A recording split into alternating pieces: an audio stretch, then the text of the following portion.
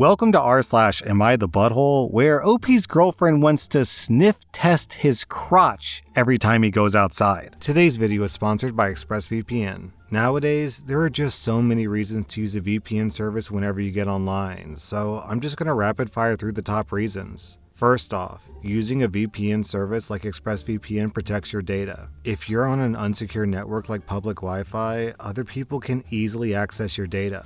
And even if you're on a secure network like your home internet, you're still not completely safe. Your internet service provider can see all the websites you visit. So whenever I browse the internet, I always turn on ExpressVPN first to protect my data. Second, ExpressVPN will allow you to access content that's normally inaccessible because of your location. You can manually change your location in your VPN, which will trick streaming platforms like Netflix or Amazon into thinking that you're watching from somewhere else. You're already paying a monthly subscription for these streaming services, so shouldn't you get access to their full library? You can get 3 months free of ExpressVPN by going to expressvpn.com/rSlash. Am I the butthole for not wanting my partner to sniff test my crotch anytime I've been out? Okay, I know this sounds ridiculous. It is ridiculous. I can't believe I even have to write this. But my partner, a 25-year-old woman, insists that I, a 26-year-old guy, would only have a problem with her wanting to smell my genitals when I come home if I was trying to hide certain smells. So, I'll ask Reddit. We've been together 4 years, lived together too. There's no history of cheating, but she's always been quite jealous and paranoid. But the past 8 months, she's gone crazy with it. She checks my phone constantly, which, fine, there's nothing to hide, but it does feel invasive. If I'm out with friends, she tracks me and expects me to check it constantly. If I ever take too long to reply, she accuses me of all sorts of things. If I'm late home, she thinks I've been with another woman. But about 8 months ago, this started. I'd been out with a few mates at the pub. Unfortunately, my phone died, and I actually cut the night short because I knew she'd be going crazy. I got back, and straight away the questions and accusations were flying. After explaining 5 or 6 times, she suddenly stopped, stood in front of me, and then got on her knees and started to pull down my trousers. Honestly, I thought that I was about to get lucky for a second, but what actually happened is she started to sniff my crotch and seriously examine my little fella for signs of intercourse. What the hell? She later apologized for it and said that she was just upset, but now she's been doing it on a weekly basis. When I tell her it's crazy and she needs to stop, she insists I would only mind if I thought that she might smell something. She also said I'm welcome to sniff her genitals anytime I want to, but yeah, no, that's effing weird. She won't accept that this is crazy behavior, so I'm hoping Reddit can help me show her that it very much is. So please, for the love of God, tell me, am I the butthole because I don't want my girlfriend to be constantly sniffing my genitals to check if I smell like intercourse? Also, for context, she's been diagnosed in the past with EUPD, which is Emotionally Unstable Personality Disorder, which is apparently just another name for BPD, Borderline Personality Disorder. Also, 8 months ago, she found out her parents were getting divorced because her dad was having an affair. This comment from Mobius Stripping. Bro, my girl does this all the time. Why are you being such a jerk about it? She can't really help it. Also, my girl is a literal dog. Well, I think the non-joke answer here is that your girl needs therapy. Or more than likely you need to break up because this is an unhealthy level of paranoia that I don't know if there's a way to necessarily come back from, at least not without a lot of therapy and self-work beforehand. But I'm giving you 0 out of 5 buttholes. I don't want to give the girlfriend a butthole score because it's not mean or bad behavior, it's just she needs therapy, I think. Am I the butthole for telling my no-contact sister that part of growing up and being a better person is accepting that people don't have to forgive and reconcile with you? Growing up, my sister, who's now 22, was the spoiled golden child of our parents. She got everything she ever wanted in life and became the brat nobody wanted their kids to be friends with. I, now a 24-year-old woman, even had friends who weren't allowed to come to my house because my sister was there. She would steal and try to make you do what she wanted. Then, if you didn't, she would tell our parents and then would break stuff if she wasn't included and wasn't allowed to take over decision making. It was a whole thing. We fought a lot as kids, and we both said awful things to each other. But I grew to resent her more and more because of the monster our parents created. The final straw for me was my savings. My parents wouldn't let me open up a bank account because they didn't want me hiding money. They forced my first job to fire me because they were not okay with me keeping money to myself.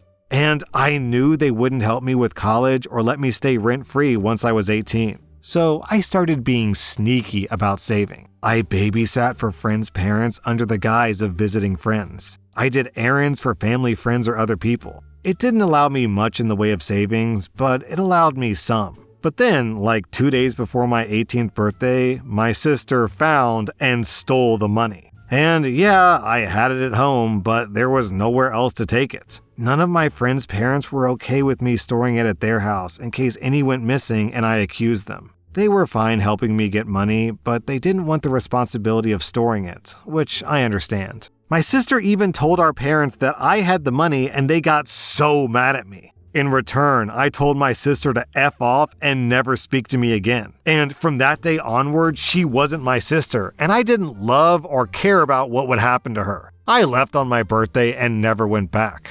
I was no contact from then until now. My sister reached out to me a few weeks ago because a relative gave her my number. She apologized, told me she was sorry, said she had grown up and realized how awful she was. And she knew that stealing, breaking stuff, getting me into trouble intentionally, and trying to control everything was wrong. She said she loved and missed me and was hoping we could repair our relationship.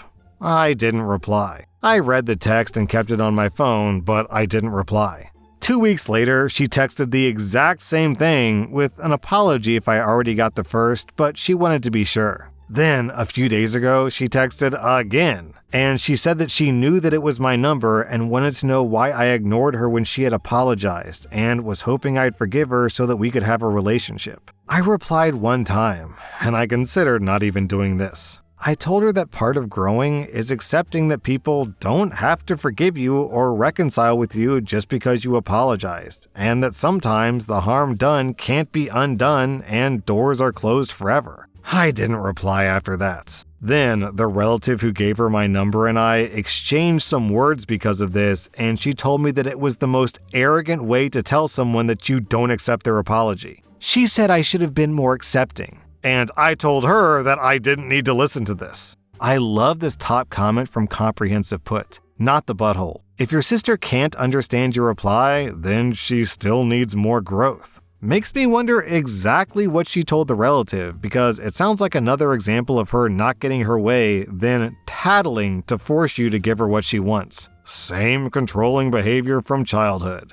I agree 100%. Sounds like she may have grown enough to realize that she did something wrong, but still not grown enough to actually change that core behavior. OP, you get 0 out of 5 buttholes. Everyone else gets 2.5 out of 5 buttholes. Am I the butthole for telling my cheating ex-husband that I'll never feel bad for him and I'll never help him make this better? I'm a 46-year-old woman and my ex-husband John is 48. We were married a decade when I found out that he had cheated multiple times with multiple women, one of whom became a fully fledged affair. We had 3 young kids at the time. How I found out was I started suffering some concerning symptoms. I went to the test and some tests were ran and it was discovered I had gonorrhea, which had caused pelvic inflammatory disorder. The whole thing was devastating, but John didn't even pretend he was concerned about me. But he was concerned about his affair partner, Kathy. The two of them married after the divorce, and I had to pick up the pieces, deal with the consequences of John's cheating and his lasting gift, and help my kids deal with the divorce. All while I had to be civil in front of the kids, which killed me. I had minimal contact with John and Kathy. I refused to speak to either unless I had to. A few times they attempted additional contact with the aim of us being friends, but I shot that down and told the two of them to rot in hell. The kids had a good relationship with their dad until a few years ago.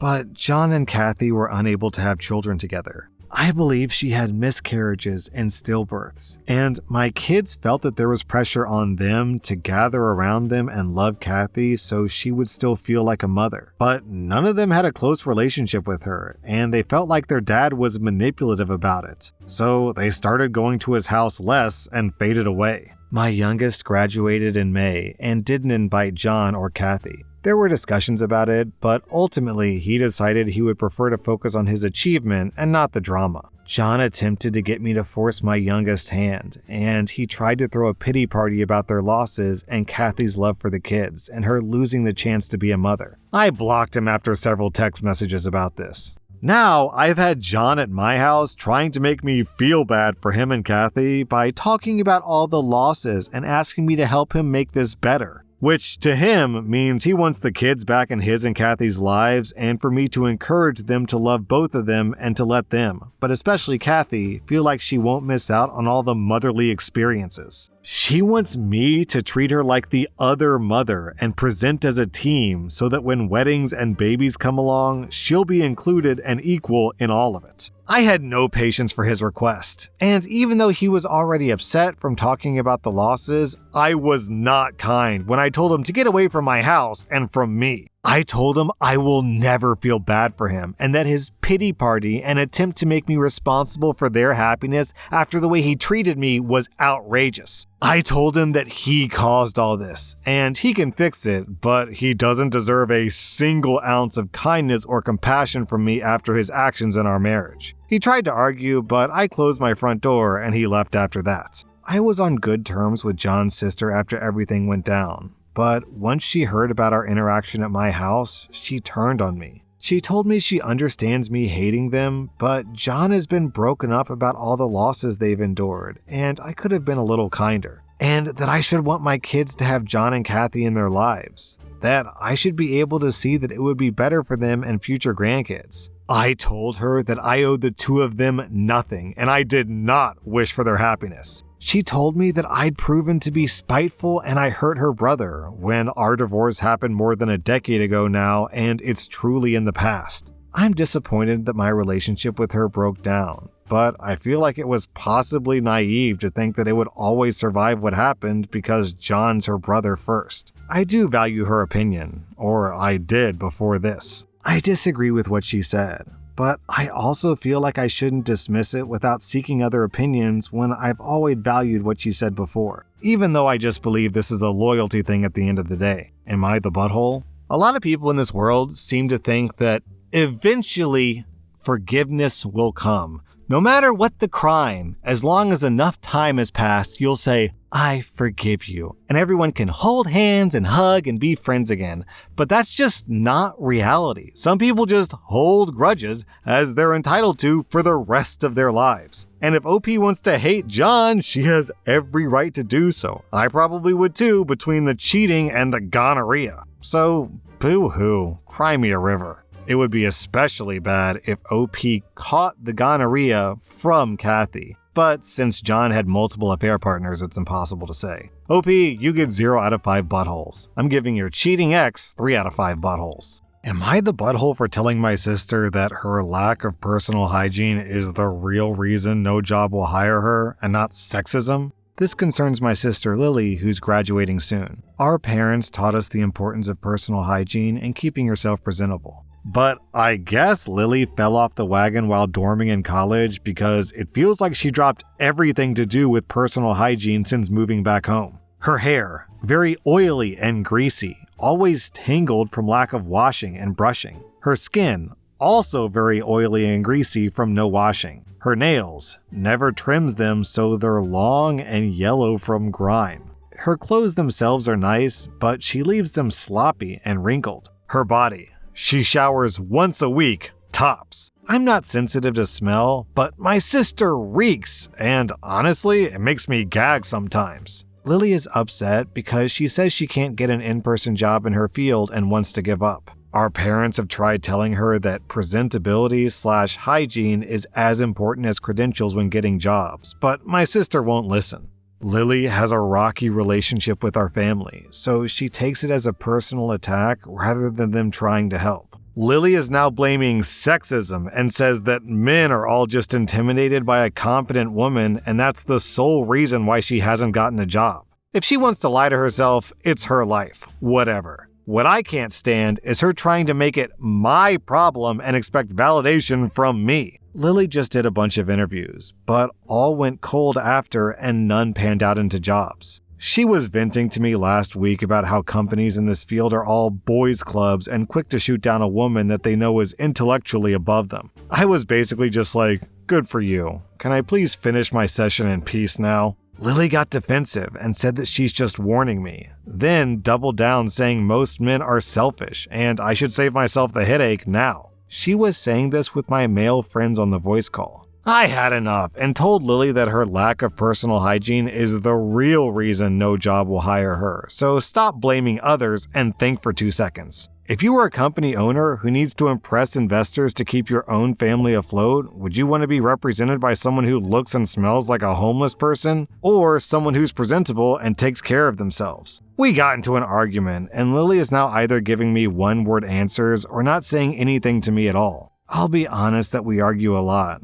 but Lily normally would have gotten over it by now. Did I do the right thing giving Lola a dose of reality, or did I screw up here? In general, I would say that if someone needs a reality check, it's important to give it to them, that it's actually healthy to give them that reality check. However, I don't know if the best time to do it was during a group call with a bunch of dudes on the line, or just anyone really on the line for that matter. Still, I'm on your side, OP, so I'm giving you 0 out of 5 buttholes. I just think you should have gone about it a little bit differently. Sounds like Lily needs a shower. That was rSlash Am I the Butthole, and if you like this content, check out my podcast where I publish the exact same episodes. Also, hit that subscribe button because I put out new Reddit videos every single day.